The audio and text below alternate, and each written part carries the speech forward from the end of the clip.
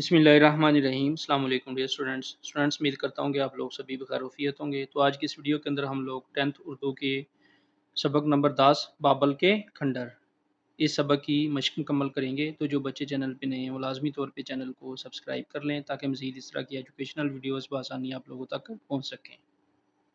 तो यहाँ पे स्टूडेंट्स हम लोग सबक बाबल के खंडर की एक्सरसाइज में से पहले इसके शॉर्ट क्वेश्चंस मुकम्मल करेंगे, इसके बाद एमसीक्यूज़ और दीगर क्वेश्चंस को मुकम्मल करेंगे।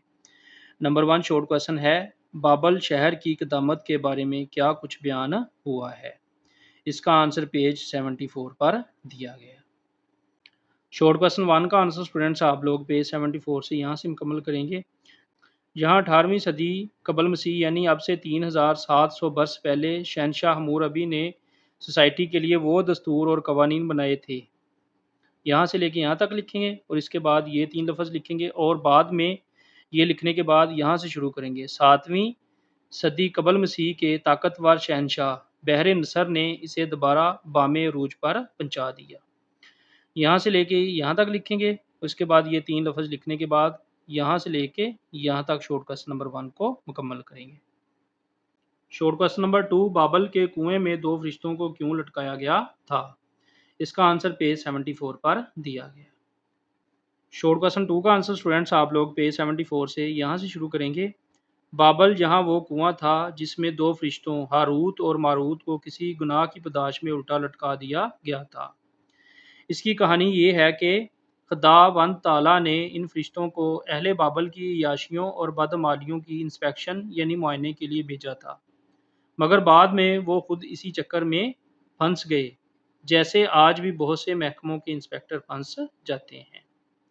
तो यहाँ से लेके यहाँ तक आप लोग शॉर्ट क्वेश्चन 2 का आंसर मुकम्मल करेंगे। शॉर्ट क्वेश्चन नंबर 3, बगदाद और बाबल के दरमियान कितना फासला बनता है? इसका आंसर पेज 74 पर दिया गया। शॉर्ट क्वेश्चन 3 का आंसर स्टूडेंट्स आप लोग पेज 74 से यहाँ से मुकम्मल करेंगे। मोटर से कोई 2 घंटे का रास्ता होगा, बगदाद से इसका फासला कोई 45-50 मील है। तो यहाँ से लेके यहाँ तक आप लोगों ने शॉर्ट क्वेश्चन 3 का आंसर मुकम्मल करना है।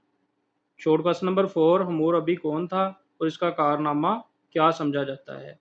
इसका आंसर पेज 74 पर दिया गया। शॉर्ट क्वेश्चन 4 का आंसर स्टूडेंट्स आप लोग पेज 74 से यहाँ से मुकम्मल करेंगे। 18वीं सदी कबल मसीह यानी अब से 3700 बरस पहले शहनशाह हम्मुरबी ने सोसाइटी के लिए वो दस्तूर और कवानीन बनाए थे जिनके सबब वो हम्मुरबी कानून दहिंदा कहलाता है। हम्मुरबी की कानून साजी माशरती हुकूक व फ़राइज़ की पेच दर पेच इमारत की पहली बुनियादों में शामिल है। तो यहाँ से लेके यहाँ तक आप लोग शॉर्ट क्वेश्चन 4 का आंसर मुकम्मल करेंगे। क्वेश्चन नंबर 5, बाबल के कोई 2 हैरत अंगेज पहलू बयान करें। इसका आंसर पेज 76 और 77 पर दिया गया। शॉर्ट क्वेश्चन 5 का आंसर स्टूडेंट्स आप लोग पेज 76 से यहाँ से शुरू करेंगे। 2 दरियाओं के बीच में एक बुलंदी पर वाक़या है और जिसके गिर्द तय दर तय फसीलें और दीवार अंदर दीवार महल्लात और मंदिर थे ताकि हमला आवरों की मज़ाहमत कदम कदम पर की जा सके। एक पहलू स्टूडेंट्स यहाँ से लेके यहाँ तक लिखेंगे और इसके बाद आप लोग यहाँ से शुरू करेंगे। जहाँ अकादी रस्मुल ख़त और तर्ज़ तहरीर पैदा हुआ, जहाँ दुनिया की पहली एनसाइक्लोपीडिया तरतीब दी गई, जहाँ छतों पर बाग थे, हैंगिंग गार्डन, जहाँ सड़कें एक दूसरे को सीधी इस तरह काटती थी जैसे न्यूयॉर्क की सड़कें एक दूसरे को कता करती हुई चलती हैं। तो यहाँ तक आप लोग शॉर्ट क्वेश्चन 5 का आंसर मुकम्मल करेंगे। शॉर्ट क्वेश्चन नंबर 6, साइरस का तल्लक किस मुल्क से था? इसका आंसर पेज 75 पर दिया गया। शॉर्ट क्वेश्चन नंबर 6 का आंसर स्टूडेंट्स आप लोग पेज 75 से यहाँ से मुकम्मल करेंगे। साइरस अरान का शहनशाह था जिसने बख्त नसर के बाद बाबल पर कब्ज़ा कर लिया। वैसे स्टूडेंट्स यहाँ से लेके यहाँ तक भी इसका आंसर बनता है, ये थोड़ा मुश्किल है तो मैंने आसान वर्डिंग में यहाँ पे लिख दिया है। साइरस अरान का शहनशाह था जिसने बख्त नसर के बाद बाबल पर कब्ज़ा किया। तो यहाँ से लेके यहाँ तक आप लोग शॉर्ट क्वेश्चन 6 का आंसर मुकम्मल करेंगे। शॉर्ट क्वेश्चन नंबर 7, सल्तनत बाबल वैनवा की खुदाई के दौरान किन चीज़ों के सार मिले हैं? इसका आंसर पेज 77 पर दिया गया। शॉर्ट क्वेश्चन 7 का आंसर स्टूडेंट्स आप लोग पेज 77 से यहाँ से शुरू करेंगे। ये 2 लफ्ज़ आप लोग खुद लिखेंगे। खुदाई में सुरख पुख्ता ईंटों और नीली और जर्द चमकदार ईंटों का वेदाना, ये लिखेंगे यहाँ से लेके यहाँ तक, और फिर इसके बाद यहाँ से लेके यहाँ तक लिखेंगे। इश्तिहारी दरवाज़ों का बहुत सा माल जर्मन माहरीन ले गए थे, जो इन्होंने बर्लिन के अजायब खाने में इस्तेमाल किया।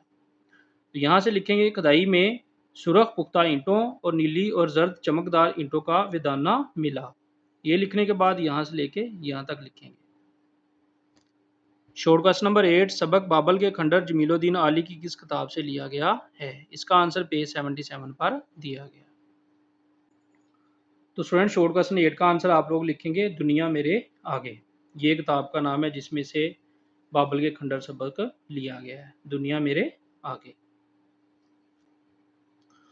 तो यहाँ पे स्टूडेंट सबक के शॉर्ट क्वेश्चंस हम लोग मुकम्मल कर चुके हैं। अब हम इसके एमसीक्यूज मुकम्मल करेंगे।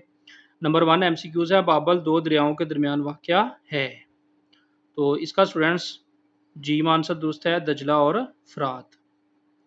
नंबर 2 शाही महल्लात का इलाका फैला हुआ था। तो इसका स्टूडेंट्स जीम आंसर दुरुस्त है, 13 एकड़ ज़मीन में। नंबर 3 इराकी गाइड था।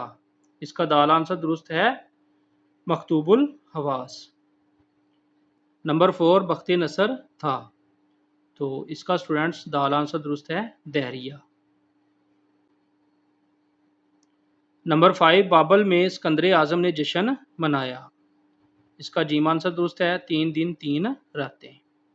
नंबर 6 हीरोडोट्स था। इसका जीम आंसर दुरुस्त है, यूनानी स्याह। नंबर 7 बाबल को फिर से बामे अरूज पर पहुंचाया। तो इसका स्टूडेंट्स दाल आंसर दुरुस्त है, बख्ते नसर ने। इसके बाद स्टूडेंट्स इस सबक की एक्सरसाइज में से इसका 7वां सवाल मुकम्मल करेंगे। ये अहम सवाल है, इसको भी मुकम्मल करेंगे। दर्ज झैल साबकों और लाकों की मदद से नए अल्फाज बनाएं। तो यहाँ पे स्टूडेंट्स साबके दिए हुए हैं, इनके अल्फाज बनाने हैं। यहाँ पे साबका है खुद, तो इसका लफ्ज़ बनेगा खुद मख्तार। इसमें स्टूडेंट्स ये जो पहला लफ्ज़ होता है ना, ये वाला, ये खुद, ये है साबका। इसी तरह बा, इसका लफ्ज़ बनेगा बा वकार। ला, इसका लफ्ज़ बनेगा ला परवाह। साबका है गैर, इसका लफ्ज़ बनेगा गैर मामूली। बद, इसका लफ्ज़ बनेगा बद सलूक। अन, इसका लफ्ज़ बनेगा अन देखा। इसी तरह यहाँ पे लफ्ज़ दिए हुए हैं, तो इनके लाके बनाने हैं, लाके लिखने हैं। तो यहाँ पे स्टूडेंट्स ये लाके दिए हुए हैं, इनके लफ्ज़ लिखेंगे। लाका है बाद वाला, ये जो लफ्ज़ होता है ना, ये होता है लाका। पहले वाला होता है साबका और बाद वाला होता है लाका। तो ये लाका दिया हुआ है दार, तो इसका लफ्ज़ बनेगा राजदार। यहाँ पे लाका दिया हुआ है पन, इसका लफ्ज़ बनेगा बचपन। यहाँ पे लाका है शुदा, तो इसका लफ्ज़ बनेगा अदा शुदा। इसी तरह स्टूडेंट्स यहाँ पे लाका है गार, तो यहाँ पे इसका लफ्ज़ बनेगा खिदमत गार। इसी तरह लाका है स्तान, तो इसका लफ्ज़ बनेगा पाकिस्तान। लाका यहाँ पे है कश, और इसका लफ्ज़ बनेगा जफा कश। इस तरह स्टूडेंट्स ये एक्सरसाइज कंप्लीट हो जाएगी। इसमें सिर्फ यही तीनों क्वेश्चंस मुकम्मल करने थे, इन्हीं में से पेपर में क्वेश्चन आएंगे।